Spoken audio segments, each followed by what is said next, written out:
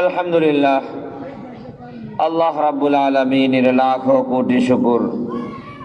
আল্লাহ রাব্বুল আলামিন এক জামাতকে মাহফিল আয়োজনের তৌফিক দিয়েছেন, আরেক জামাতের উলামায়ে কেরামকে দ্বীনি কিছু কথা বলার তৌফিক দিয়েছেন। আমরা সামনে যারা উপবিষ্ট, পর্দার আড়ালের যারা আলোচনা শোনার ইচ্ছে করেছি, তৃতীয় এই জামাতকে আল্লাহ তাআলা কিছু কথা শোনার তৌফিক দিয়েছেন। এই তিন জামাত মিলে হলো মাহফিল, এই তিন দল মিলে মাহফিল, আয়োজক, আলোচক আর শ্রোতা। তিন জামাতের মধ্যে যদি ইখলাস থাকে, মানে শুধু আল্লাহ তাআলাকে রাজি করার জন্য, নিজের আখিরাতকে গোছানোর জন্য, সুন্দর করার জন্য, অন্য কোনো উদ্দেশ্যে না, তাহলে আয়োজন যত সাদা মাটা হোক, আলোচনা যত সোজা সাজা ভাঙ্গাচোরা হোক, এবং শ্রোতা যত অল্প হোক, এটা একটা সফল মাহফিল। আয়োজনও আল্লাহকে রাজি করার জন্য, আলোচনাও আল্লাহকে রাজি করার জন্য, আলোচনা শোনাও আল্লাহকে রাজি করার জন্য। এই তিনটাই আখিরাতের জন্য। তাহলে এটা একটা সফল মাহফিল। শ্রোতা যদি অল্প কয়েকজন হয়, আলোচক যদি নগণ্য কেউ হয়, এটা সফল মাহফিল। আয়োজকদের মধ্যে যদি ইখলাস না থাকে, আলোচকদের মধ্যে যদি ইখলাস না থাকে, যারা আলোচনা শুনবে তাদের মধ্যেও যদি ইখলাস না থাকে, তাহলে আয়োজন যত শানদার হোক, দেশের যত সেরা আন্তর্জাতিক খ্যাতিসম্পন্ন বক্তব্য রাখা হোক, বক্তা হোক, লাখ লাখ শ্রোতা হোক, এটা একটা ব্যর্থ মাহফিল, নাকাম মাহফিল। আল্লাহ তাআলা আমাদের আজকের এই মাহফিলের আয়োজক, আলোচক, শ্রোতা তিন জামাতকে পরিপূর্ণ ইখলাস দান করুন, আমিন। যে আয়াতে কারিমা তেলাওয়াত করা হলো, এই আয়াতে আল্লাহ রাব্বুল আলামিন আয়াতের শুরুতে বান্দার কাছে আল্লাহ তাআলার সবচেয়ে বড় পাওনা, সবচেয়ে বড় হক, এটার উল্লেখ করছেন। আল্লাহ তাআলার এই সবচেয়ে বড় হকটা আদায় না করলে সবচেয়ে বড় গুনাহ হয়, সবচেয়ে বড় অপরাধ হয়। সেই অপরাধ থেকে আল্লাহ তাআলা নিষেধ করছেন। এরপরে লম্বা একটা তালিকা পেশ করছেন আল্লাহ তাআলা, লম্বা একটা তালিকা পেশ করছেন। সেখানে আল্লাহ তাআলা তার বান্দাদের কিছু হকের কথা উল্লেখ করছেন। শুরুতে আল্লাহর হকের কথা আল্লাহ যা বলছেন একদম সংক্ষেপে, আল্লাহ তাআলার সবচেয়ে বড় হক এটা হলো তাওহীদ। আল্লাহ তাআলাকে সত্তাগতভাবে এক জানা। এই পৃথিবীর মালিক একজন, পৃথিবীর মালিকানা যৌথ না। এই পৃথিবীর সৃষ্টিকর্তা, সৃষ্টি কাজ যৌথভাবে হয় নাই।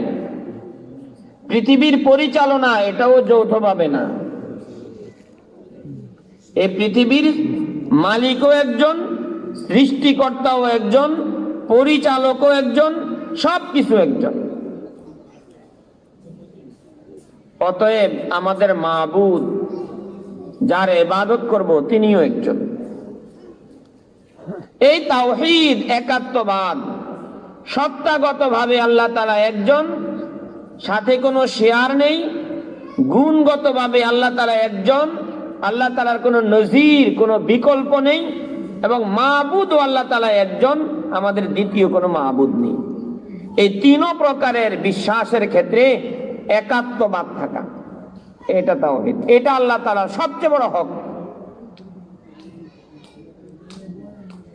এই হকটা ছাড়া আল্লাহ তাআলার আর যত হক আছে, নামাজ আদায় করা এটা আল্লাহ তাআলার একটা হক, রোজা রাখা এটা আল্লাহ তাআলার একটা হক, যাকাত আদায় করা এটা আল্লাহ তাআলার একটা হক, এরকম যত হক আছে পুরা দিন শরীয়তের উপরে চলা, এই হকগুলো কোনো বান্দা যদি আদায় না করে অনেক বড় গুনাহ হবে, অপরাধ হবে, কথা ঠিক। তওবা করে যদি এগুলি মাপ নিতে পারে তত নাজাত পাবে।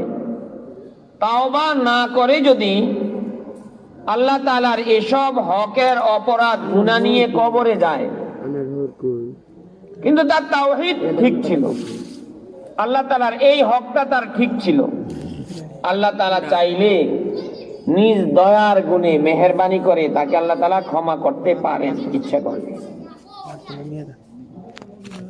কিন্তু তাওহীদ নামক আল্লাহ তাআলার যে হক আছে, একাত্মবাদ, ঈমান এবং আকীদার বিষয়ে আল্লাহ তাআলার এই হক, এটা সবচেয়ে বড় হক।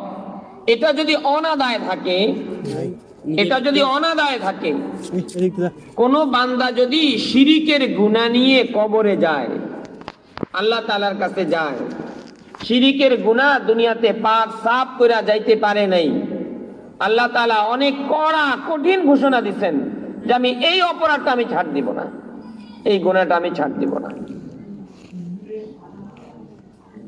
আল্লাহ তাআলা এই তেলাওয়াতকৃত আয়াতে কারিমায় আল্লাহ তাআলার সবচেয়ে বড় হকের কথাটা প্রথমে উল্লেখ করছেন, ওয়াবুদুল্লাহ। মুফাসসিরিনে কিরামে বলেন, কোরআনে কারীমের যেসব আয়াতে ইবাদত শব্দের পাশাপাশি শিরিক শব্দের উল্লেখ আছে, যেমন এখানে ওয়ালা তুশরিকু, ওয়াবুদুল্লাহ, এরপরে ওয়ালা তুশরিকু, এসব জায়গায় ইবাদত দ্বারা উদ্দেশ্য হলো তাওহীদ। ওয়াবুদুল্লাহ অর্থ হলো ওয়াহিদুল্লাহ, তোমরা আল্লাহকে এক বিশ্বাস করো, এটা আল্লাহর সবচেয়ে বড় হক। এই হক আদায় না করলে যে গুনাহ হয়, যে অপরাধ হয়, এটা অপরাধ জগতে সবচেয়ে বড় অপরাধ, এটা আকবারুল কাবায়ের। শিরিকের চেয়ে বড় কোনো কবিরা গুনাহ নাই, শিরিক হলো সবচেয়ে বড় কবিরা গুনাহ। আল্লাহ তাআলা এই সবচেয়ে বড় গুনাহ, সবচেয়ে বড় অপরাধ থেকে আমাদেরকে বারণ করলেন, ওয়ালা তুশরিকু বিহি শাইআ। এতটুকু পর্যন্ত আল্লাহর হকের কথা বলছেন। যেহেতু আয়াত তিলাওয়াত করলাম, এই জন্য এতটুকু কথা একটু আলোচনা করলাম। এটা আমার আলোচনার উদ্দেশ্য না আজকে। আলোচনার উদ্দেশ্য হলো, এরপরে আল্লাহ তাআলা বান্দার হকের বড় একটা তালিকা পেশ করছেন। আমি প্রথমে তালিকাটা আপনাদেরকে শুনাই আয়াতের তরজমা থেকে। ওয়াবিল ওয়ালিদাইনি ইহসানা, হুকুকুল ইবাদ, বান্দার হকের মধ্যে আল্লাহ তাআলা 1 নম্বরে উল্লেখ করলেন মা বাবার সাথে সদ্ব্যবহার করা। ওয়াবিযিল কুরবা, 2 নম্বরে উল্লেখ করলেন আত্মীয় স্বজনের খোঁজ খবর নেওয়া, আত্মীয়তার সম্পর্ক রক্ষা করা, আত্মীয়তার সম্পর্ক ছিন্ন না করা, বাবা ছেলের সাথে কথাবার্তা বন্ধ হয়ে না থাকা, ভাই ভাইয়ের মধ্যে হিংসা বিদ্বেষ রেষারেষি না থাকা, রাগ করে ভাই বোনের বাড়িতে যাওয়া বন্ধ না করে দেওয়া, ও আবিদিল কুরবা, আত্মীয়তার বন্ধন রক্ষা করা। 3 নম্বরে আল্লাহ তাআলা উল্লেখ করলেন ও আল ইয়াতামা, ইয়াতীম যারা আছে, নিজের আশেপাশের আত্মীয় স্বজনের ইয়াতীম, টাকা পয়সার অভাবে খানা পিনার ব্যবস্থা হয় না, পোশাক আশাকের ব্যবস্থা হয় না, শীতে কষ্ট পায়, চিকিৎসায় কষ্ট পায়, ভালো শিক্ষা দীক্ষা নিতে পারে না। আল্লাহ তাআলা আমাকে ভালো অবস্থায় রাখছেন, আর্থিকভাবে সচ্ছল রাখছেন, আমার উপরে এই ইয়াতীম বাচ্চাগুলোর হক, তাদেরকে একটু দেখভাল করা। 4 নম্বর ওয়াল মাসাকিন, এতিম না, বাবা আছে, আবার একদম অসহায় না, কিন্তু যেই পরিমাণ আয় হয় এই আয় দিয়ে সংসার চলে না। আয় হলো মাসে 10,000 টাকা, ব্যয় হলো মাসে তার 30,000 টাকা। এতিম না এমনি, বাবা আছে কিন্তু চলতে কষ্ট হয়। এই যে লোকগুলোর আয় আর ব্যয়ের মধ্যে মিল নেই, আয়ের চেয়ে ব্যয়ের পরিমাণ অনেক বেশি, আর আল্লাহ তাআলা আমাকে ব্যয়ের চেয়ে আয়ের পরিমাণ অনেক বেশি দিয়েছে। আমার মাসিক ব্যয় 50,000 টাকা, কিন্তু আমার ব্যবসা, জায়গা জমিন, চাকরি বাকরি সব মিলিয়ে আমার মাসের আয় আছে 2 লাখ টাকা। আমার 1.5 লাখ টাকাই বেশি, 4 ভাগের 3 ভাগই বেশি। এটা আল্লাহ আমাকে দিয়ে রাখছেন। আমার পাশেই, আমার সামনেই আরেকজনকে আল্লাহ তাআলা আয় মাত্র 10,000 টাকা, মাসে ব্যয় 40,000 টাকা। আমার বিপরীত, তার আয়ের চেয়ে ব্যয় 3 গুণ, আর আমাকে আল্লাহ তাআলা এত ভালো রাখছেন, আমার ব্যয়ের চেয়ে আয় 3 গুণ। আল্লাহ তাআলা বলেন, তোমার হক, তুমি এই অসহায় লোকগুলোর একটু খোঁজ খবর নেওয়া। 5 নম্বর, ওয়াল জারি যিল কুরবা, মুসলিম প্রতিবেশী, তোমার পাশের মুসলিম ঘর, তোমার পাশের মুসলমানের বাড়ি, তোমার পাশের মুসলমানের দোকান, এই যে তোমার প্রতিবেশী যারা আছে, মুসলিম প্রতিবেশী, যিল কুরবা। পৃথিবীর সব মুসলমান আরেক মুসলমানের আপন, কাছের। যিল কুরবা বলা হয় কাছের লোক। ওয়াল জারি যিল কুরবা, তোমার মুসলিম প্রতিবেশী, তুমি তার খোঁজ খবর নাও।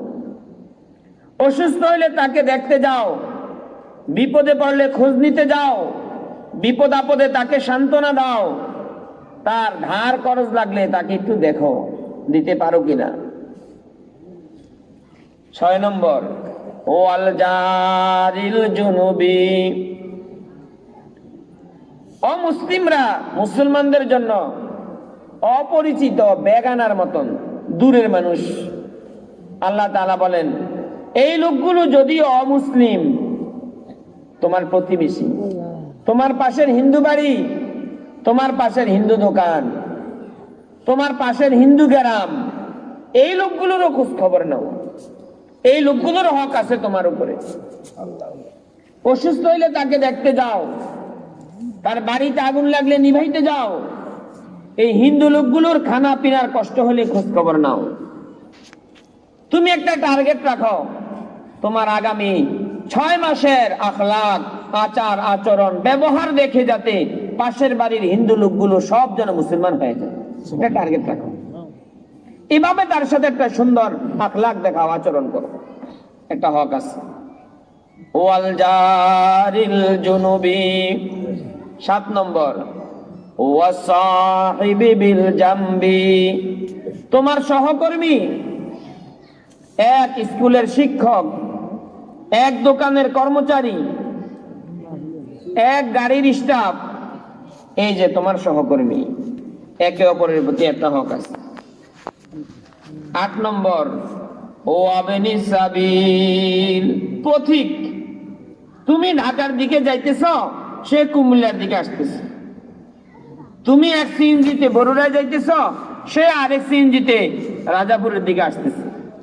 এই যে 2 জন অল্প সময়ের জন্য মুখোমুখি, পথিক। রাস্তায় তুমি হাঁটতেছ, সেও হাঁটতেছে, এই যে কিছুক্ষণের জন্য, এখানেও এক অপর হক আছে। সর্বশেষ, ওয়ামা মালাকাত আইমানুকুম, এটার আমাদের বুঝার জন্য সাদামাটা তরজমা, তোমার অধীনস্থ, তোমার অধীনস্থের তোমার উপরে হক আছে। তুমি বাবাকে জিজ্ঞেস করবেন, ছেলে মেয়ের সন্তানের হকগুলো কতটুকু আদায় হলো, হাসরের মাঠে জবাব দিতে হবে। দাদাকে জিজ্ঞেস করবেন, নাতি নাতনিদের হক কতটুকু আদায় হলো। শিক্ষককে জিজ্ঞেস করবেন, ছাত্ররা তোমার অধীনস্থ, তাদের হক কতটুকু আদায় করেছে। প্রধানমন্ত্রীকে জিজ্ঞেস করবেন, এ দেশের জনগণ তোমার অধীনস্থ, তুমি তাদের হক কতটুকু আদায় করেছো। চেয়ারম্যানকে জিজ্ঞেস করবেন, মেম্বারকে জিজ্ঞেস করবেন, এমপি মন্ত্রীদেরকে জিজ্ঞেস করবেন, স্বামীকে জিজ্ঞেস করবেন, মালিককে জিজ্ঞেস করবেন। এরা সব মালিক, বাকিরা সব অধীনস্থ। প্রজা রাজার অধীনস্থ, শ্রমিক কর্মচারী মালিকের অধীনস্থ, ছাত্র শিক্ষকের অধীনস্থ, স্ত্রী স্বামীর অধীনস্থ, সন্তানেরা মা বাবার অধীনস্থ, দাদা দাদির অধীনস্থ। এগুলি সম্পর্কে জিজ্ঞেস করবেন। একজনে আরেকজনের হক আদায় করতে সমস্যাটা কোথায়, বাধাটা কোথায়? ইন্নাল্লাহা লা ইউহিব্বু মান কানা মুখতালান ফাখুরা। যে সমস্ত মানুষের ভিতরে অহমিকা আছে, বড়ত্ব আছে, নিজেকে বড় মনে করে, আমি বড় ভাই, সে তো ছোট, তাকে কেন দেখতে যাব? আমি উস্তাদ, ও তো আমার ছাত্র, তার খবর নেওয়ার কি আছে? আমি প্রধানমন্ত্রী, এত আমার দেশের মুসি জুতা শিলায়, ওর খবর নেওয়ার আমার কি আছে? আল্লাহ তাআলা বলেন, এ ধরনের মুখতাল এবং ফাখুর, অহমিকায় ভরা, বড়ত্বে ভরা, আমিত্বে ভরা যে মানুষগুলো আছে, এই মানুষগুলো আল্লাহ তাআলা পছন্দ করেন। আর এরকম মনোভাব, এরকম চরিত্র, নিজের মধ্যে বড়ত্ব ভাব, আমিত্বের ভাব, এই ভাব, স্বভাব, মানসিকতা যাদের মধ্যে আছে, ওরাই অন্যের হক আদায় করে না। তালিকাটা পেশ করলাম। হুকুকুল ইবাদ সম্পর্কে কিছু কথা বলবো। আপনারা যদি মনোযোগ দিয়ে শুনেন তাহলে আমার উপরে ইহসান হবে, এরপরে নিজেদের উপর হবে। শ্রোতারা মনোযোগ দিয়ে কথা শুনলে আল্লাহ তাআলা অনেক সময় এত জরুরি জরুরি কথা বক্তার দিলে ঢেলে দেন, যিনি কথা বলেন তিনিও আগে কখনো কল্পনাও করেন নাই এখানে যে এত সুন্দর কথা আছে দিলেন। পরবর্তীতে ওনার নিজের ফায়দা হয়, নিজের লাভ হয়ে যায় সবাই।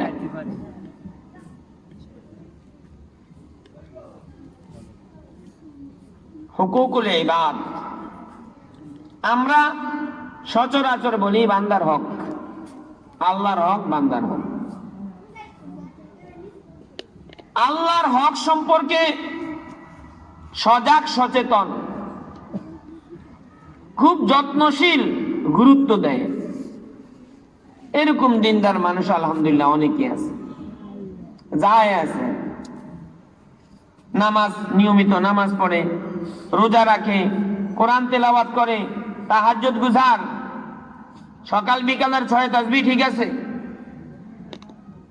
সব কিছু ঠিক আছে, কিন্তু দিনের বুঝ নাই, দিনের বুঝের অভাব, দিনকে ভালোভাবে চিনে নাই, দিন বুঝে নাই, শরীয়তকে শিখা হয় নাই, যার কারণে হুকুকুল ইবাদ সংক্রান্ত, বান্দার হক সংক্রান্ত এত গুনাহে লিপ্ত, এত গুনাহে জড়িত, এত গুনাহে জড়িত। তাহাজ্জুদ গুজার এই লোকটা, আল্লাহর ভয়ে নিয়মিত চোখের পানি আসে যার, এই লোকটা এই গুনাহগুলোকে গুনাহই মনে করে না, জানা শোনা নেই হুকুকুল ইবাদ সম্পর্কে। হুকুকুল ইবাদ কি? বান্দার হক। বান্দা বলতে কি? আমার কাছে হক পাওনা, হুকুকুল ইবাদ, এটা ইবাদ বলা হয়, আব্দুলের বহু বচন, বান্দা। আল্লাহর কোন বান্দারা আমার কাছে হক পাওনা? এখানে বান্দা অর্থ কি, ইবাদ অর্থ কি? এই জায়গায় এই শব্দের মধ্যে হুকুকুল ইবাদ, ইবাদ অর্থ শুধু মানুষ না, বান্দা না, ইবাদত তো আল্লাহর মাখলুক। হুকুকুল ইবাদ মানে হুকুকুল খালক, গোটা সৃষ্টি জগতের হক। বান্দা বললে তো শুধু মানুষ বুঝাইবে, মানুষের জিন বুঝাইবে। মানুষের জিন না, শুধু আল্লাহ তাআলাকে ছাড়া আর যত কিছু আছে, গোটা কায়নাত, সৃষ্টি জগৎ, গরু, ছাগল, হাঁস, মুরগা, তরুলতা, আসমান জমিন, গ্রহ নক্ষত্র, জিন, ইনসান, ফেরেশতা যা আছে সব আল্লাহকে ছাড়া। এগুলি সব আল্লাহর মাখলুক, এগুলি সব আল্লাহর আব্দ ইবাদ, সব এগুলি আল্লাহর বান্দা, এগুলি সব আল্লাহর গোলামি করে, সব এগুলি আল্লাহর ইবাদত করে। ইউসাব্বিহু লিল্লাহি মা ফিস সামাওয়াতি ওয়া মা ফিল আরদিল মালিকিল কুদ্দুসিল আজিজিল হাকীম।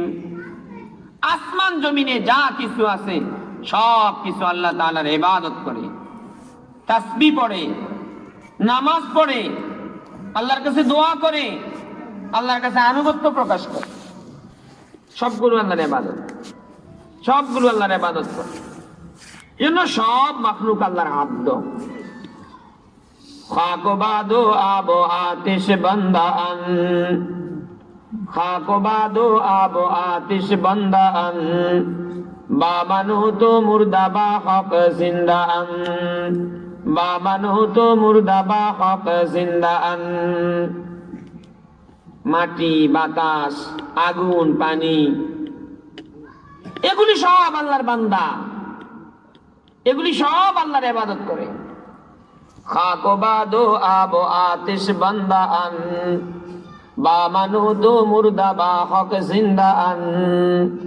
আমার আর আপনার সামনে এই মাটি এটাকে মরা মনে হয়, গাছ এটাকে মরা মনে হয়, জড় পদার্থ এটাকে মরা মনে হয়, এগুলি সব আল্লাহ রাব্বুল আলামিনের সামনে জিন্দা রূহওয়ালা, যেটার যেমন রূহ দরকার এটার ভিতরে এমন রূহ আছে। খাক বাদো আব আতিশ বান্দা আন, বা মানু তো মুর্দা বা হক জিন্দা আন। হুকুকুল ইবাদত, হুকুকুল খালক, গোটা সৃষ্টি জগতের হক আছে। আমি একটা গাভী পালি, এই গাভীটারও হক আছে। গাভীটা যদি না পালতাম হাসরের মাঠে অনেকগুলো কথার জবাব দিতে হতো না, আমার আমলনামায় অনেকগুলো গুনাহ উঠতো না। এই গাভীটা পালার কারণে হাসরের মাঠে আমার কিছু জবাবদিহিতা বেড়ে যাবে। এখানে যদি আমার হক অনাদায় থাকে এই ব্যাপারে কিছু অপরাধ লেখা হয়ে যাবে। আমার পুকুরে মাছ আছে, আমার উপরে মাছগুলোর হক আছে। আমার বাড়িতে কিছু পিঁপড়া আছে, এই পিঁপড়াগুলোর হক আছে। পৃথিবীর একদম পূর্ব প্রান্তে একজন মানুষ বাস করে, ওই মানুষটার হক আছে আমার উপরে। পৃথিবীর একদম পশ্চিম পাশে যেই জায়গার কথা আমি শুনিও না, জানিও না, কে আছে ওখানে তাও শুনি না, জানি না, ওই লোকটারও হক আছে আমার উপরে। সব কিছুর হক আছে। মাখলুকাতের হক আদায় করে জান্নাত লাভ করার নজির আল্লাহ রাসূল সাহাবায়ে কেরামদেরকে দেখাইছেন, শুনাইছেন। মাখলুকাতের হক আদায় না করে জাহান্নামী হওয়ার ঘটনাও আল্লাহ রাসূল সাহাবীদেরকে শুনাইছেন। এই দুইটা ঘটনা শুনি, এই দুই ঘটনা থেকে বুঝে আসবে আসলে বান্দার হক, মাখলুকাতের হক অনেক ব্যাপক এক বিষয়। বনি ইসরাইলের বেশ্যা মহিলা পতিতাবৃত্তি, জিনা করে পয়সা কামানো যার পেশা, মানে জীবনে এক দুইবার জিনা করছে, অপকর্ম করছে এরকম না, এটা তার পেশা। এই কাজটা করেই সে টাকা কামায়, উপার্জন করে। কত খারাপ! মানুষ তার পেশার প্রতি সবচেয়ে বেশি গুরুত্ব দেয়, তার পেশার প্রতি তার মনোযোগ থাকে, মায়া থাকে।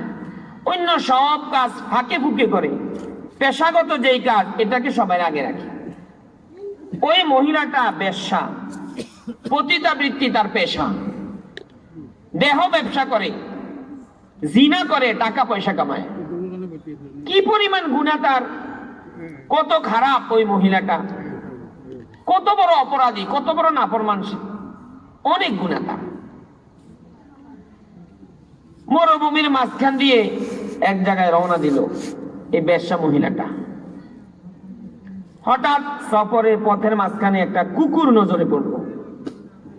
এই কুকুরে পিপাসার কারণে ছুটাছুটি করতেছে, ছটপট করতেছে। আশেপাশে পানি পায় নেই, কোনো পানি নেই। পিপাসার কারণে জিহ্বাটা বের হয়ে গেছে, অনেক বড় হয়ে গেছে। এই জিহ্বাটা দিয়ে মাটির মধ্যে একটু লেইতেছে। মাটি তো একটু অনেক সময় তস থাকে, ঠান্ডা থাকে, একটু জিহ্বাটা ভিজলে পিপাসাটা দূর হবে। জানটা রক্ষা হবে, জীবনটা রক্ষা হবে। কুকুর কি কোনো বুজুর্গের নাম, কোন ওলির নাম, কোন আল্লাহওয়ালার নাম? কুকুরের জীবনে অনেক নেক আমল আছে, বড় তাহাজ্জুদ গুজার অনেক কিছু।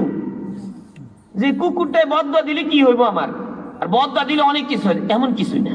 এটা কুকুর। প্রাণীর মধ্যে আমরা সবচেয়ে নিকৃষ্ট যেটাকে মনে করি, এবং মানুষকে গালিও দেয় কুকুর, কুত্তা কয়া, কুত্তার বাচ্চা, কুকুরের বাচ্চা, মানে খারাপ দেখে এটা গালি দেয়। ওই বেশ্যা মহিলাটার দিলে রহম আসলো, দয়া আসলো, অনুভূতি আসলো। এই কুকুরটা তো আল্লাহর মাখলুক। আমার সাথে আপনার সাথে কুকুরকে মিলাইলে কুকুর খারাপ, কিন্তু এই কুকুরের খালেক আল্লাহ তাআলা, এই কুকুরের মালিক আল্লাহ তাআলা, এই কুকুরকে বানাইছেন আল্লাহ তাআলা।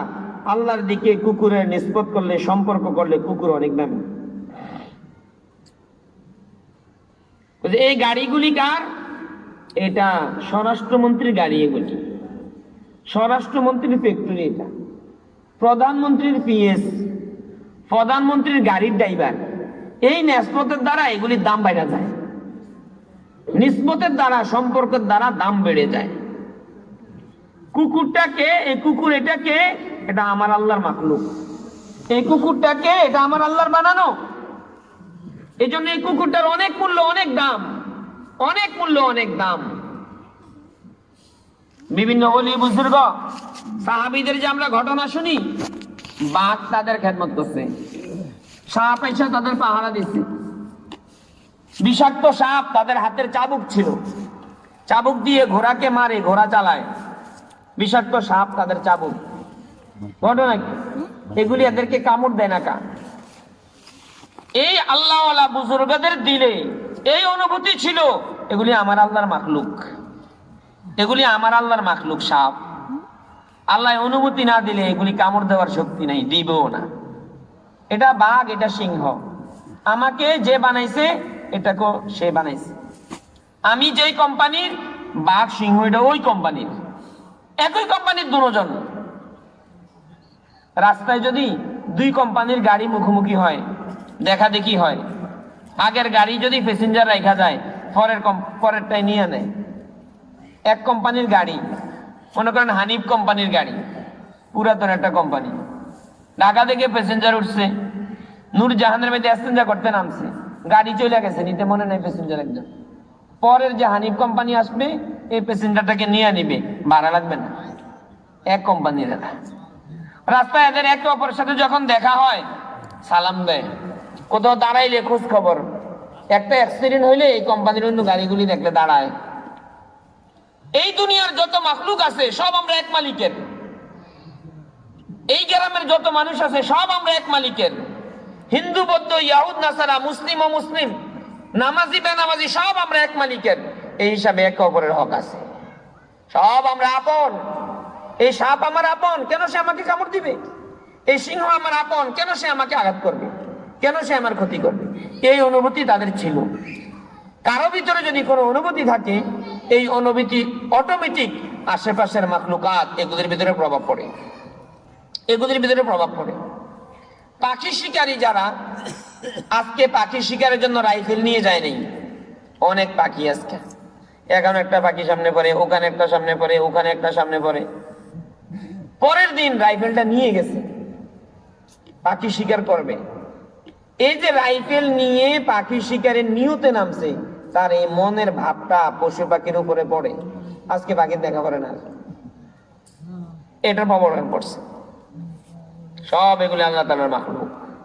এই অনুভূতিটা ওই বেশ্যা মহিলার দিলে জাগ্রত হয়েছে। মহিলাটা চতুর্পাশে ছুটাছুটি শুরু করছে পানির সন্ধানে, একটু পানি নিয়ে পাওয়া যায়। অনেক খোঁজাখুঁজির পরে একটা কূপ দেখলো, কূপ, অনেক নিচে পানি।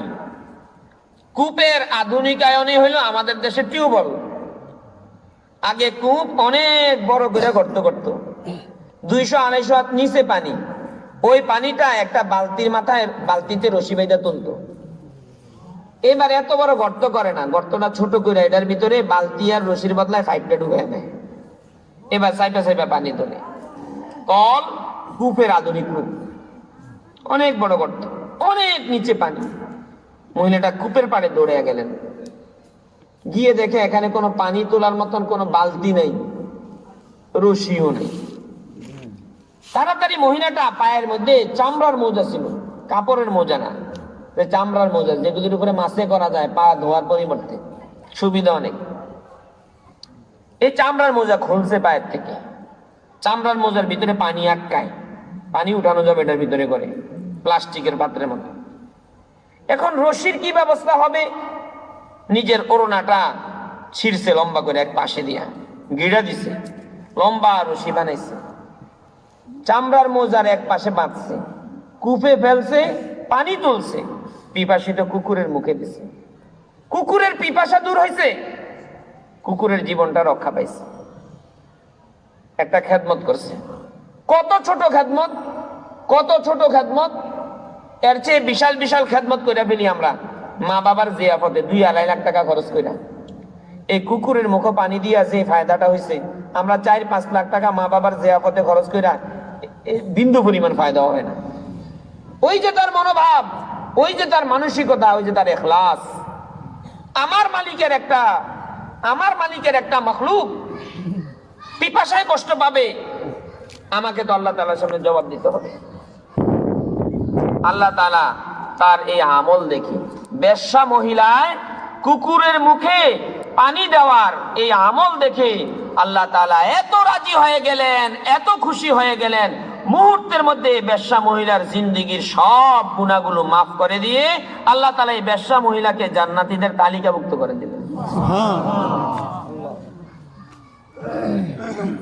হক আদায় করে, মাখলুকাতের হক আদায় করে, অন্যের হক আদায় করে, মানুষ যে জান্নাত কামাই করতে পারে, আল্লাহ তাআলার নৈকট্য লাভ করতে পারে, আল্লাহর কাছে পৌঁছতে পারে, আল্লাহর কাছে পৌঁছতে পারে, এটার বড় এক নজির। এটা বড় এক নজির। একজনে লাখ লাখ টাকার মেহমানদারি করেও এত নেকি পায় না। আরেকজন গরিব বেচারা খানা খাইতে বসছে, বিড়ালটা আইসা খানা খুঁজতেছে মেও মেও করে। দিলে একটা মায়া যাচ্ছে, দয়া যাচ্ছে, সুন্দর করে ভাত তরকারি একসাথে লবণ দিয়া মাইকা একটা লোকমা বিড়ালের সামনে দিচ্ছে। এই কাজটা বড় কথা না, তার এহসাস, তার অনুভূতিটা বড় কথা। দেওয়ার পরে বিড়ালটার ক্ষুধা নিবারণ হয়েছে, বিশাল এক আমল করে ফেলছে, অনেক বড় এক আমল, অনেক বড় এক আমল। নবীজির এই ঘটনা থেকে বোঝা যায় হুকুকুল ইবাদ মানে শুধু মানুষের হক না, হুকুকুল ইবাদ মানে আল্লাহর সব সৃষ্টির হক। বান্দার হক অনাদায় করলে যে গুনাহ হয়, নবীজি এর আরেকটা উদাহরণ শোনান, ঘটনা শোনান। বনি ইসরাইলের আরেক লোক, ভালো মানুষ, বিড়াল একটা বাড়িতে বাইধা রাখছে, নিজের বাড়িতে একটা বিড়াল বাইধা রাখছে। তুমি যখন বিড়ালটাকে বাড়িতে বাইধা রাখছো, তো বিড়ালটাকে তুমি খাবার দাও। খাবার যখন দিবা না, এটাকে ছাড়া দাও, সে নিজের খাবার নিজে তালাশ করে আনুক, পোকামাকড় নিজে তালাশ করে আনুক। তাও করে নাই, বিড়ালটাকে ছাড়েও নাই, খাবারও দেয় নাই, এভাবে না খেয়ে বিড়ালটা মারা গেছে। আল্লাহ তাআলা এত নারাজ হয়েছেন, এত কষ্ট হয়েছেন, এই লোকটাকে আল্লাহ তাআলা জাহান্নামীদের দলভুক্ত করে দিয়েছেন। কি বোঝা যায় নবীজির এই সহিহ এই দুই ঘটনা থেকে? হুকুকুল ইবাদ এটা অনেক বড় এক বিষয়, অনেক বড় এক বিষয়। হুকুকুল ইবাদ, বান্দার হক, অনেক বড় এক বিষয়। আল্লাহর হক আর বান্দার হক, এই দুইটার মধ্যে শক্তিশালী কোনটা? শুনতে শোনা যায় আল্লাহটাই শক্তিশালী হবে, আল্লাহ যে বড়, এই জন্য আল্লাহর হকটাও বড় হবে। আল্লাহ যখন শক্তিশালী, আল্লাহর হকটাও শক্তিশালী হবে। না, শক্তিশালী এবং বড় শরীয়তের পক্ষ থেকে, ইসলামের পক্ষ থেকে আমাদের উপরে তাকিদ, গুরুত্ব বান্দার হকটা আদায় করার প্রতি বেশি। তিরমিজি শরীফের এক হাদিস থেকে বোঝা যায়, নবীজি একদিন সাহাবীদেরকে প্রশ্ন করলেন, তোমরা বলো দেখি তোমাদের মাঝে সবচেয়ে বড় হতভাগা কে, সবচেয়ে বড় দুর্ভাগা কে? বিভিন্ন জন বিভিন্ন উত্তর দিলেন। কেউ কইছে সবচেয়ে বড় হতভাগা যার কোনো ছেলে মেয়ে নেই, আরেকজনের কথা তার কোনো সম্পদ নেই, বিভিন্ন উত্তর দিচ্ছে। আল্লাহ রাসূল বলেন, ও আমার সাহাবীরা, তোমরা যাদেরকে হতভাগা, দুর্ভাগা, পোড়া কপাল ওলা মনে করতেছ, এরা আসলে দুর্ভাগা না, হতভাগা না। দুর্ভাগা আর হতভাগা কে? কপাল পোড়া কে? যার আমলনামায় নামাজের নেকি পাহাড় সমপরিমাণ। নামাজ পড়তে পড়তে পড়তে পড়তে নামাজের নেকি পাহাড় সমপরিমাণ, রোজার নেকি পাহাড় সমপরিমাণ, যাকাত দান সদকার নেকি পাহাড় সমপরিমাণ, কোরআন তেলাওয়াতের নেকি, তাহাজ্জুদের নেকি, ইশরাকের নেকি, ছয় তাসবিহ নেকি পাহাড় সমপরিমাণ। নেকি আর নেকি, নেকি আর নেকি। হাসরের মাঠে উঠবে সকল, যখন সে উঠবে চতুর্পাশে তার নেকি আর নেকি, নেকি আর নেকি। তার কাছে মনে হবে আজকের হিসাবে আমি পাস না হইলে কি, আমি জান্নাতি না হইলে কি। এবার আল্লাহ তাআলা হিসাব নিকাশ শুরু করবেন। আল্লাহ তাআলার দরবার, আল্লাহর আদালত, ইনসাফের আদালত, শতভাগ ইনসাফ করবেন আল্লাহ তাআলা। বিন্দু পরিমাণ জুলুম করবেন না, কারো পাওনা আল্লাহ তাআলা রেখে দিবেন না, কারো প্রতি সামান্য পরিমাণ অপরাধ বাড়িয়ে দিবেন না, জুলুম করবেন না। আল্লাহ তাআলা হিসাব শুরু করবেন। তখন আল্লাহ তাআলার আদালতে অনেক মামলা দায়েরকারী লোক সিরিয়াল ধরব।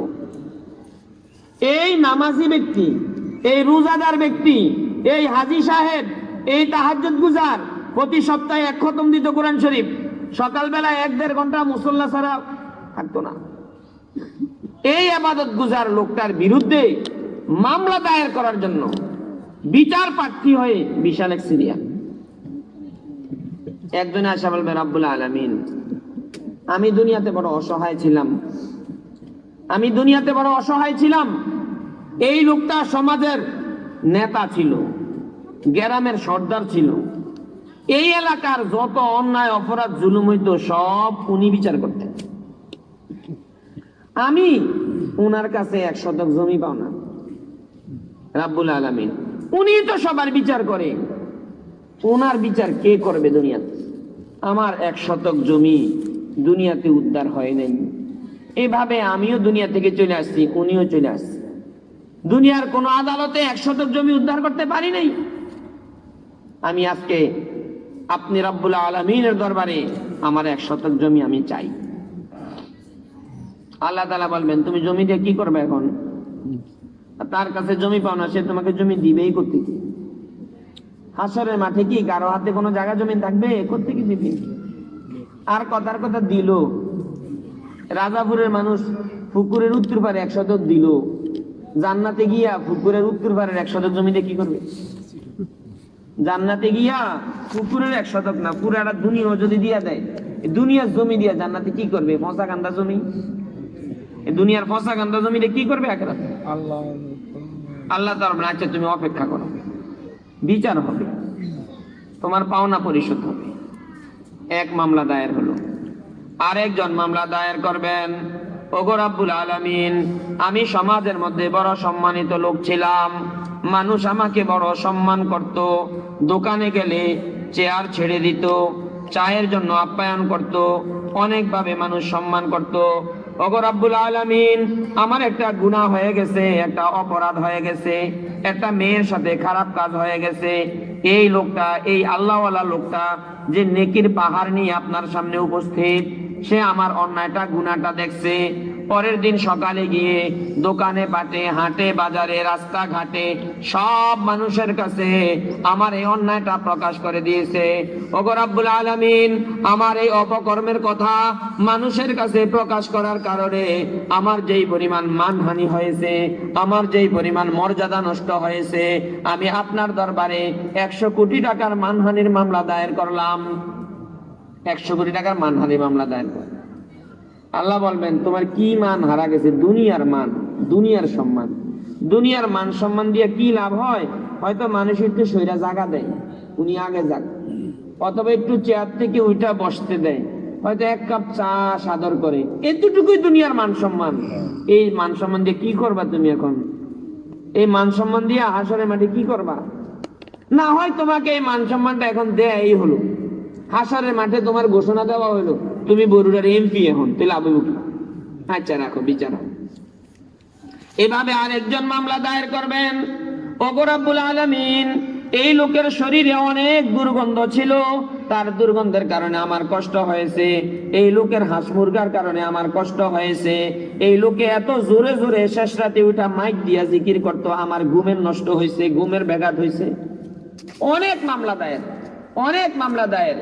এবার রব্বুল আলামিন বিচার শুরু করবেন, আল্লাহ তাআলা বিচার শুরু করবেন। দুনিয়ার সম্পদ কবরের ওই পারে অচল, দুনিয়ার যত সম্পদ আছে কবরের এই পারে চলে, কবরের ওই পারে অচল। টাকা পয়সা কবরের ওই পারে অচল। আরে কবরের ওই পারে টাকা চলবে কোত্থেকে? বর্ডারের ওই পারেই তো আমাদের দেশের টাকা চলে না। এক দেশের বর্ডার পার হইলেই তো আরেক দেশের মুদ্রা চলে না। কবর তো হইল দুনিয়া আখিরাতের বর্ডার। দুনিয়ার জায়গা জমিন, টাকা পয়সা, ধন সম্পদ এগুলি সব ওখানে অচল। তুমি যা পাইতা তার কাছে এগুলি অচল, এগুলি দিয়ে লাভ নেই। দুনিয়ার এগুলি আখিরাতে অচল, হাসরের মাঠে এগুলি চলে না। অচলটাকে এগুলি মেয়াদ উত্তীর্ণ, মেয়াদ শেষ। নিয়ম হইল কেউ যদি কারো কাছে পাওনা থাকে, লেনদেন যেখানে হয়েছে ওখানে যদি তারা না থাকে, বিচারের সময় যেই জায়গায় বিচার হয় ওখানের যে সম্পদ আছে এই সম্পদ দিয়ে পাওনা পরিশোধ করে। সৌদি আরব থাকতে একজনে আরেকজনের থেকে 100 রিয়াল ধার নিছে, দেয় নাই যতদিন সৌদি আরব ছিল।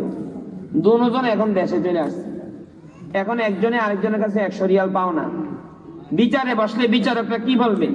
পাসপোর্ট ভিসা করে দুজন আবার সৌদি আরব যাও, যে জায়গায় আসো ওই জায়গায় গিয়ে একজন আরেকজনের 100 রিয়াল দিয়ে দাও না। রিয়াল আমাদের দেশের মুদ্রা না, কিন্তু আমাদের দেশের টাকায় রিয়ালের 100 রিয়ালের কত টাকা হয় এই মানটা তো আছে।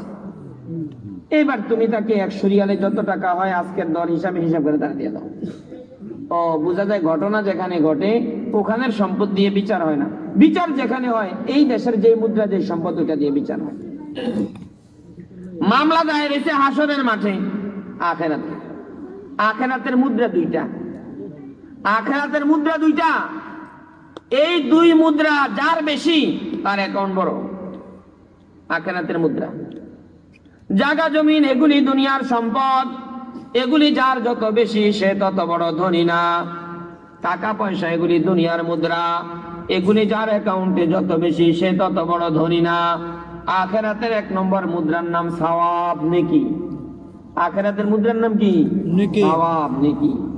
আমরা মুদ্রা দিয়ে কি করি? দুনিয়ার সবচেয়ে বাজে সম্পদ টাকা পয়সা।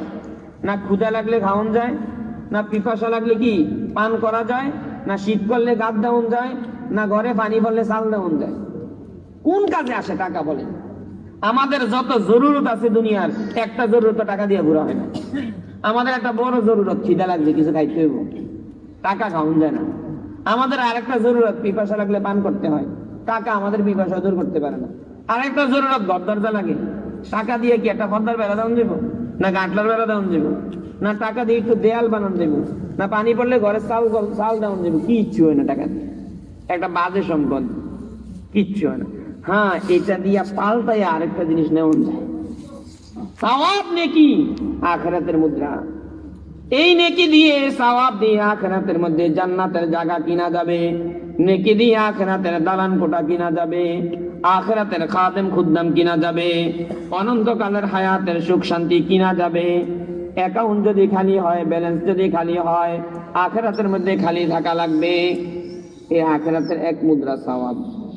আখিরাতের আরেক মুদ্রা গুনাহ। আখিরাতের আরেক মুদ্রা গুনাহ। গুনাহ দিয়ে যত অশান্তি আছে তত অশান্তি কিনা লাগবে। এই গুনাহ দিয়ে সাপ আসবে, এই গুনার পরিবর্তে সাপ আসবে, এই গুনাহ দিয়ে আগুন কিনা হবে, এই গুনাহ দিয়ে হাতুড়ি কিনা হবে, এই গুনাহ দিয়ে শিকল কিনা হবে। গুনাহ 2 মুদ্রা। আল্লাহ রাব্বুল আলামিন হাসরের মাঠে বিচার শুরু করবেন। প্রথম যেজন 1 শতক জমি পাওনা ছিল, 1 শতক জমি তাকে দিয়েও লাভ নাই, দিবেও বা কোত্থেকে? বিচার হয় হাসরের মাঠে, হাসরের মাঠের বিচারের সমাধান হবে ওখানের মুদ্রা দিয়ে। যে যাই পাওনা থাকুক বিচার হবে ওখানের মুদ্রা দিয়ে। একজনে রিয়াল পাওনা, আরেকজনে ডলার পাওনা, আরেকজনে আরেকটা পাওনা, যে যেটাই পাওনা হোক এখন দেশে চলে আসছে। এখন আর মালয়েশিয়ার মুদ্রাও না, আমেরিকার মুদ্রাও না, সৌদি আরবেরটাও না, যে যাই পাওনা যেই দেশের মুদ্রা হোক, বাংলাদেশের কত, এটা দিয়ে হইব বিচারের সমাধান। আল্লাহ তাআলা এবার বিচার করবেন। এক শতক জমির বিনিময়ে তোমার জীবনের কথার কথা এই নামাজের নেকি পাহাড় সম পরিমাণ, এগুলি তারে দিয়ে দাও, সেগুলি নিয়ে যাক। খালি নামাজের নেকি, খালি পাওনা পরিশোধ করে। নামাজ ছিল হুকুকুল ইবাদ সংক্রান্ত নেকি, নামাজ ছিল হুকুকুল্লাহ, নামাজ হলো আল্লাহর হক, আল্লাহর এই হকটা আদায় করছে, আল্লাহ এক পাহাড় নেকি দিছে। রোজা আরেকটা আল্লাহর হক, রোজা রাখছে, আল্লাহ আরেক পাহাড় নেকি দিছে। হজ আরেকটা আল্লাহর হক, হজ করছে, আল্লাহ আরেকটা নেকি দিছে। আল্লাহর হক পরিপূর্ণ সে আদায় করছে, এই জন্য নেকির পাহাড় নিয়ে গেছে। বন্দার হকের ব্যাপারে গাফলতি করছে, অবহেলা করছে, এগুলিকে কিছুই মনে করে নেই। বন্দার হকগুলিকে কিছুই মনে করে নেই। আমার দ্বারা আমার প্রতিবেশীর কষ্ট হইতেছে, আমার দ্বারা আমার ছেলের হক নষ্ট হইতেছে, ছেলেকে দিন শিখাই নাই, আমি শাশুড়ি হয়ে আমার ছেলের বউকে কষ্ট দিতেছি, মনে কষ্ট দিতেছি, বাবা হয়ে আমি ছেলের উপরে জুলুম করতেছি। আল্লাহ তাআলা যখন হাসরের মাঠে বিচার করবেন, আল্লাহর কাছে ছেলে বাবা, আল্লাহর কাছে শাশুড়ি বউ, সব আল্লাহর কাছে এক সমান হবে, সব আল্লাহর কাছে এক সমান হবে। বাবাদেরকেও জবাব দেওয়া লাগবে ছেলেদের উপরে জুলুম করলে, ছেলেদেরকেও জবাব দেওয়া লাগবে বাবার প্রতি জুলুম করলে, শাশুড়িদেরকেও জবাব দেওয়া লাগবে যদি বউকে কষ্ট দেয়, বউকেও জবাব দেওয়া লাগবে শাশুড়িকে যদি কষ্ট দেয়। বিভিন্ন পরিবারের ফ্যামিলির অবস্থা শুনলে এত ভয় হয়, এত ভয় হয়। কতজনের জানি নামাজ রোজার নেকি বাকি থাকে। মানুষ মানুষের সাথে যে পরিমাণ দুর্ব্যবহার, মানুষ মানুষের প্রতি যে পরিমাণ জুলুম, কয়টা বাড়ি পাওয়া যাবে জায়গা জমি নিয়ে ঝামেলা নেই, কয়টা ফ্যামিলি পাওয়া যাবে ভাইয়ে ভাইয়ে ঝামেলা নাই, কয়টা ফ্যামিলি পাওয়া যাবে শাশুড়ি তার ছেলের বউকে নিয়ে খুব ভালোভাবে আছে, সুন্দর ব্যবহার করে, কয়টা ফ্যামিলি পাওয়া যাবে? খুব কম পাওয়া যাবে। এগুলিকে গুনাহ মনে করা হয় না, এগুলিকে অপরাধ মনে করা হয় না। অথচ এই জাতীয় হক আদায় করে বেশ্যা নারীর গুনাহ মাফ হয়ে যায়, আর এই জাতীয় হক নষ্ট করে, বিড়ালের হক নষ্ট করে জাহান্নামী হয়ে যায়। আরেকজনে 1 কোটি টাকার মানহানি মামলা দায়ের করছে, তারে দিয়ে দিবে তার জিন্দেগির রোজার সওয়াবগুলো। আরেকজনের মনে কষ্ট দিছে গালি দিয়া, তারে দিয়ে দিব পুরা যাকাতের সওয়াবগুলো। আল্লাহর রাসূল বলেন, দুনিয়ার মধ্যে সবচেয়ে বড় হতভাগা এই লোকটা যে পুরা নামাজি ছিল, বড় হাজী সাহেব ছিল, যাকাত আদায়কারী ছিল, অনেক দান সদকা করত, কোরআন তেলাওয়াত জিকির আজকার সবকিছু করত, কিন্তু বান্দার হক অনাদায় থাকার কারণে বিবির মনে কষ্ট দিছে, মায়ের মনে কষ্ট দিছে, পাড়া প্রতিবেশীর মনে কষ্ট দিছে, মানুষের দোষ ত্রুটি বইলা বইলা বেড়াইতো, মানুষকে গালাগালি করত, অনেক কষ্ট দিত, ব্যবহার খারাপ ছিল, দুর্ব্যবহার করত। আজকে সে এত ইবাদত বন্দেগী করার পরেও তার ইবাদত বন্দেগী গুলি কাজে আসলো না। সব ইবাদত বন্দেগী অন্যের পাওনা পরিশোধ করতে করতে করতে করতে করতে করতে এখন খালি হাত, শূন্য হাত। এই খালি হাত, শূন্য হাত, এই লোকটা হইল দুনিয়ার সবচেয়ে বড় দুর্ভাগা, সবচেয়ে বড় হতভাগা। আল্লাহ রাসূলের এই হাদিস থেকে বোঝা যায়, তিরমিজি শরীফের এই হাদিস, আল্লাহ রাসূলের এই হাদিস থেকে বোঝা যায় আল্লাহর হকের চেয়ে বান্দার হক কত বড় গুরুত্বপূর্ণ, কত বড় গুরুত্বপূর্ণ, কত বড় গুরুত্বপূর্ণ। হযরতে ওমর রাদিয়াল্লাহু তাআলা আনহু অথবা আব্দুল্লাহ ইবনে ওমর রাদিয়াল্লাহু আনহু খানায়ে কাবার তওয়াফের সময় হজরে আসওয়াদের সামনে গিয়ে দাঁড়াইছে। হজরে আসওয়াদ ওই যে তওয়াফের পরে যেটার মধ্যে চুমা দেয় মানুষ, গুনাহ মাফ হয়ে যায়। দাঁড়াইয়া হজরে আসওয়াদকে বলে, এই হজরে আসওয়াদ, আমি জানি তুমি একটা পাথর, মাত্র পাথর, আল্লাহর মাখলুক, গুনাহ মাফ করার কোনো ক্ষমতা, কোনো শক্তি নাই তোমার, তোমার কোনো শক্তি নেই, আল্লাহর হুকুমে সব।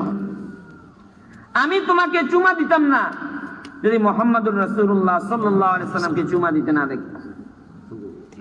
আল্লাহ রাসূল তোমার মধ্যে চুমা দিছে, নবীর ওই আদর্শ হিসাবে আমি তোমার চুমা দিতে আসছি। হজরে আসওয়াদে চুমা দেওয়া এটা সুন্নত। যত সুন্নত আমল আছে সব আল্লাহর হক। যে আমার বন্ধু, তার সাথে যেরকম সদ্ব্যবহার করতে হবে, বন্ধুর ভাই তার সাথে তো সদ্ব্যবহার করতে হবে, বন্ধুর ছেলে, বন্ধুর বন্ধু তার সাথে তো ভালো ব্যবহার করতে হবে।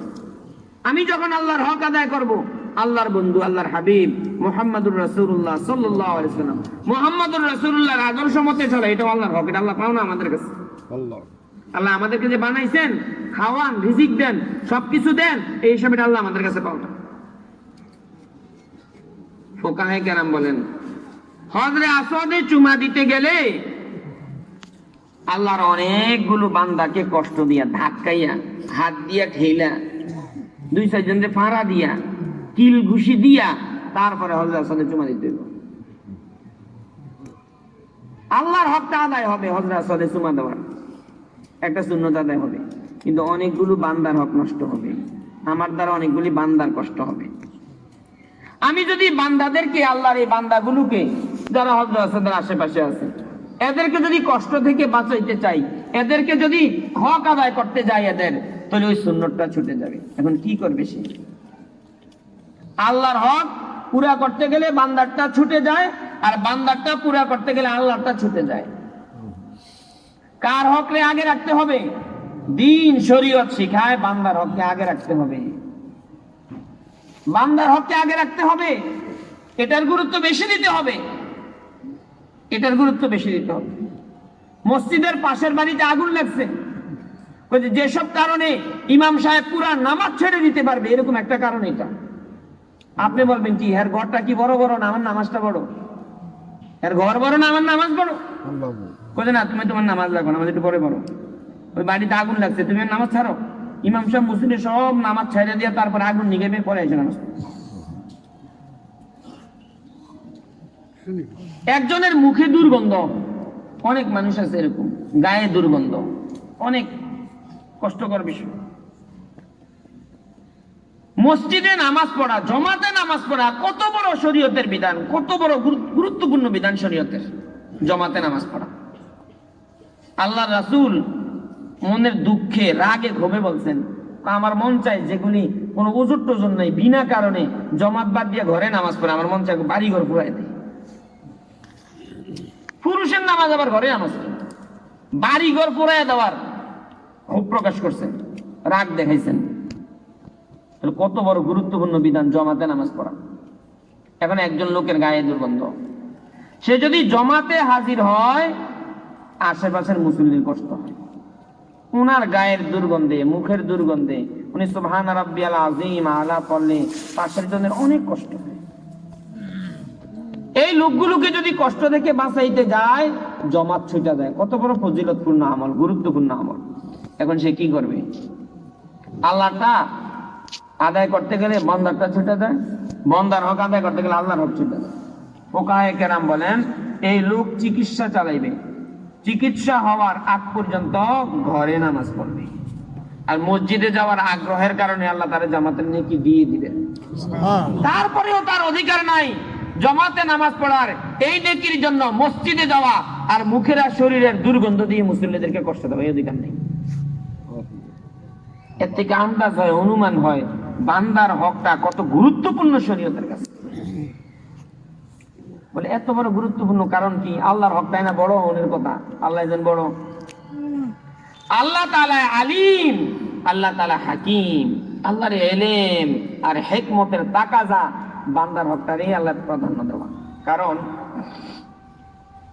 বাবা আর ছেলে খানা খাইতে বসছে, খানা আছে অল্প একটু, বাবাই খাইলে ছেলের হবে না, আর ছেলে খাইলে বাবার হবে না। বাবাই কি কয় ছেলে রে, তুই ছোট্ট মানুষ, বেদবি করিস না, বাঁচতে খাইতে পারবি তুই, মাত্র আইসুর দুনিয়াতে, তুই উপাস থাকান, উপাস মত তুই, আমি বড়, আমি তোর বাবা, বাবারে মুরব্বীরা সম্মান করা চাই, আর বা আমি থাকবো কতদিন দুনিয়াতে, আমি খাই, তুই উপাস থাক। এই যুগ দিয়ে যদি অল্প একটু খানা নিজে খাইলো, ছেলেরে প্রাধান্য দিল না, নিজে খাইলো। যে শুনে বলবে এটা বাবা, বাবার দয়া, বাবার জ্ঞান বুদ্ধির কাছে দাবি এইটাই, আমি একটু কষ্ট করি, আমার ছোট বাচ্চাটাই খাবে। বাবার এলেমার হেকমত, বাবার জ্ঞান আর বুদ্ধি বিচক্ষণতার কাছে যদি এই দাবি হইতে পারে, বাবা নিজের হকটা ছেড়ে দিবে, ছেলের হকটাকে প্রাধান্য দিবে। আল্লাহ তাআলার এলেমার হেকমত কত বড়, কত বড়!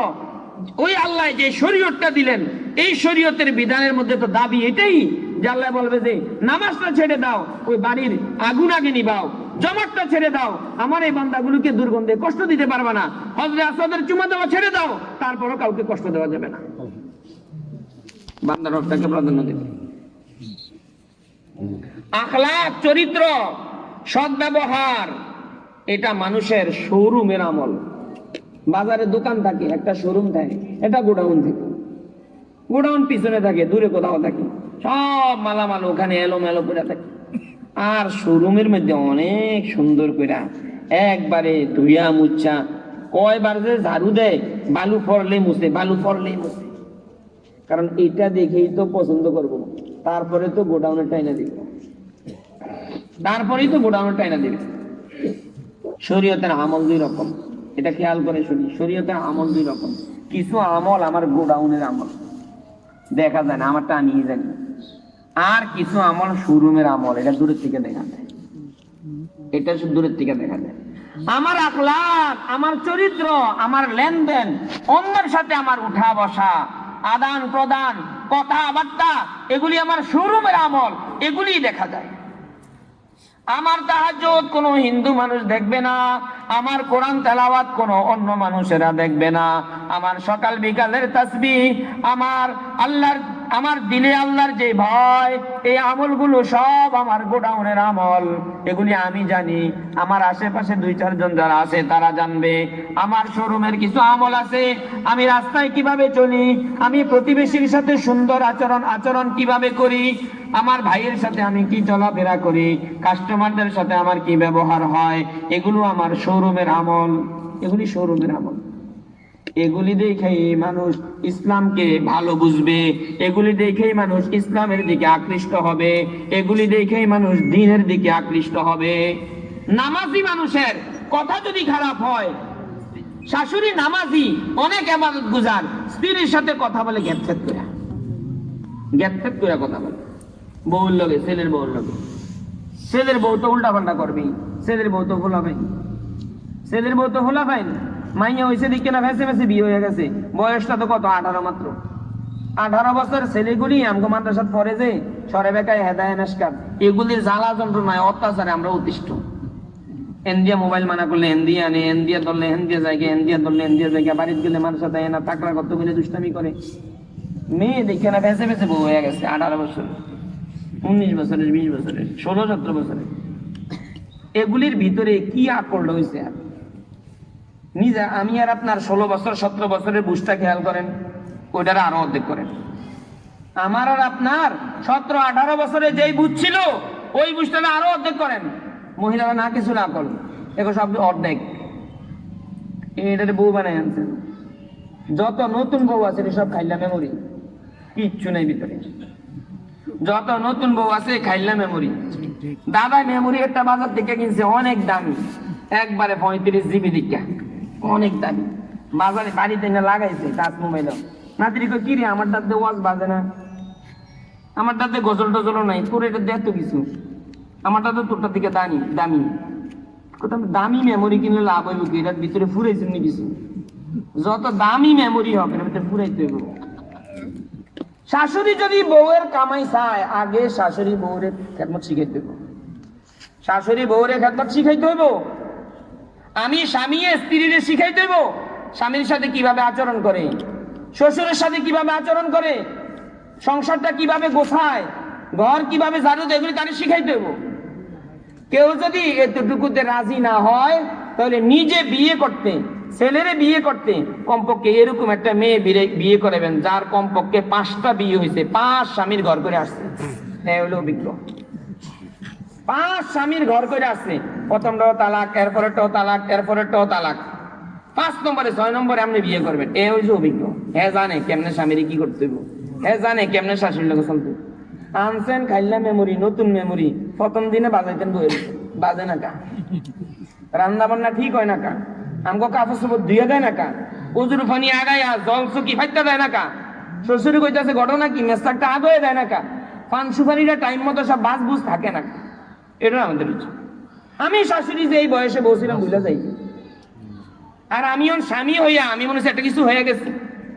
আমার 18 বছর যেন আমি কি জ্বালানটা জ্বালাইছি আমার মা বাবারে, আমার মুরব্বী করে, আমার ওস্তাদ করে আমি ভুলেছি। এই যে আখলাক গুলো, চরিত্র, এগুলি আমাদের শোরুমের আমল। আর আমার তাহাজ্জুদ এশরাকা মানে আমার গোডাউনের আমল। আমার এগুলি দেখেই মানুষকে বাড়ি নামাজি হইলে ভালো, হজ করলে মানুষ ভালো হয়ে যায়। আমার এগুলি দেখে মানুষ বলবে যে আলেম ওলামারা ভালো, মুসলমানরা ভালো। মুসলমানদের পাশে অমুসলিমদেরকে শরীয়ত থাকার অনুমতি দিছে, নিয়ম নীতি মাইনা থাকলে। ঘটনা কি? হ্যাঁ করবো পূজা, মূর্তিরে পূজা দিব, আর আমরা বলে নিরাপত্তা দিব। ঘটনা কি? ঘটনা হলো এই হিন্দুরা বুঝে নেই না ইসলাম, এর কাছে যত ইসলামের দাওয়াত গেছে বুঝে নেই। এ তোমার ভাষা থাক, এ তোমার ভাষা থাক। ওই যে আগে গরুরে হাল শিখাইতো, যে নতুন ডারে পুরানটার লোকে বাইন্দে দিত, এমনি আটতে আটতে আটতে আটতে শিখে হয়ে যেত হাল। ওই যে হিন্দু তোমার মুসলমানের বাড়ির পাশে থাক। হিন্দু সকালবেলায় ঘুমের থেকে উঠা দেখ বাড়ি মুসলমানগো সকাল কত সুন্দর, লেনদেন করছে একদিন অনেক সুন্দর, কথাবার্তা সব ঠিক। মুসলমানদের বিবাহ শাদী কত সুন্দর, মুসলমান ছেলে সন্তানের কি সুন্দর আচরণ করে। ওই বাড়ির শাশুড়িরা বউর লোকে কি সুন্দর আচরণ, বউরা শাশুড়ির লোকে কি সুন্দর আচরণ, বাবায় ছেলের সাথে কি সুন্দর আচরণ। এদের সকাল কত সুন্দর, বিকাল কত সুন্দর, কত মিল মোহাব্বত ভাইয়ে ভাইয়ে, কত মিল মোহাব্বত স্বামী স্ত্রী, কত মিল মোহাব্বত মায় মেয়ে। এগুলি দেখা হিন্দুর বুঝে আসবে ইসলাম সত্য, তখন হিন্দু মুসলমান হয়েছে। এই রহস্যে অমুসলিমরা আমগো ভাষায় রাখতে দিচ্ছে। এই 1.5-2 বছর আগের ঘটনা। ভারতের এক লোকাল বাসে, ওই দেশের লোকাল বাসে তো ভালো, এক হিন্দু তার স্ত্রীর প্রসব বেদনা হাসপাতালে নিয়ে রওনা দিচ্ছে, গাড়িতে উঠছে। তো কন্ট্রাক্টরে ভাড়া দিচ্ছে, ভাড়াটা বড়, ভাড়াটা একটু সিরা নোট আছে, একটু সিরা ছিল, ভাড়া ছিল আর কি। হিন্দু কন্ট্রাক্টরও হিন্দু, প্যাসেঞ্জারও হিন্দু, এই সিরা নোটটা নেয় নেই, অনেক দুর্ব্যবহার করতেছে। নিবেই না, এটা চলবে না, নিবেন এটা। ওদের স্টেশন চলে আসছে নামার, এমন একটা অবস্থা তাদেরকে টাইম মতো হাসপাতালের সামনে নামতে দিবে না। পাশে একজন হিন্দু ছেলে বসা, যুবক বসা। হিন্দু যুবকটা পকেটে থেকে একটা ভালো টাকা বের করে কন্ট্রাক্টরকে দিচ্ছে, আপনি জান, আপনি জান। ওই হিন্দু লোকটায় এই বিপদের মুহূর্তে, তার আর টাকা ছিল না তাকে দেওয়ার মতন। হিন্দু যুবক মুসলমান যুবকটা টাকা লাগবে না, আমরা এমনি দিচ্ছে। তার ঠিকানাটা রাখছে, নাম্বারটা নিচ্ছে। হাসপাতালে বিবির সন্তান হওয়ার পরে, সুস্থ হওয়ার পরে এই ছেলেটার খবর বাহির করছে, বাহির করে তার বাড়িতে গেছে। খবর নিয়ে দেখেছে সে মুসলমান। ওই হিন্দু যুবক যখন জানতে পারলো সে মুসলমান, আর মুসলমানের ব্যবহার এত সুন্দর, আমার জাতি ভাই হিন্দু আমার বিপদের এই মুহূর্তে একটা চিরা টাকা, চিরা নোট, ফাড়া নোট, এটা সে নিল না। আর তার ইসলাম, তার ধর্ম তাকে এই আখলাক শিখাইছে, এই আখলাক শিখাইছে। আমার বিপদের মুহূর্তে সে এই উপকার করছে, সাথে সাথে পুরো ফ্যামিলি সব মুসলমান হয়ে গেছে। কি দেখা? ওই লোকটা তাহাজ্জুদ দেখা, ওই লোকটার কোরআন তেলাওয়াত দেখা, ওই লোকটার আল্লাহর ভয়ে কান্নাকাটি দেখা। এগুলি তো গোডাউনের আমল, এগুলি তো গোডাউনের আমল। আমার মুখের ভাষা, আমার চলা, আমার লেনদেন, ব্যবসা বাণিজ্য, এগুলি আমার শোরুমের আমল। এগুলি দেখেই তো মানুষ ইসলামকে পছন্দ করবে, এগুলি দেখেই তো মানুষ মুসলমানকে পছন্দ করবে। আজকে আমার আখলাক, আমার চলা চরিত্র, অন্যের হকের প্রতি এত আমার অবহেলা, এত আমার অবহেলা। ও মুসলিমরা বলে আগে তো ভালোই জানতাম মুসলমান করি, আগে তো ভালোই জানতাম হুজুর করি, আগে তো ভালোই জানতাম নামাজি করি, কিন্তু বড় খারাপ, বড় খারাপ। আমরা বান্দার হকের প্রতি গুরুত্ব দিই, আল্লাহর যতটা মাখলুক আছে প্রত্যেকটা মাখলুকের হক আদায় করি, এটা ভয় রাখি। এটার জবাবে যেন আমার হাসির আমাদের আটকায় না দেয়। আল্লাহ তাআলা আমাদেরকে কথাগুলি বুঝার এবং আমল করার তৌফিক দান করুন। সুবহানাল্লাহ।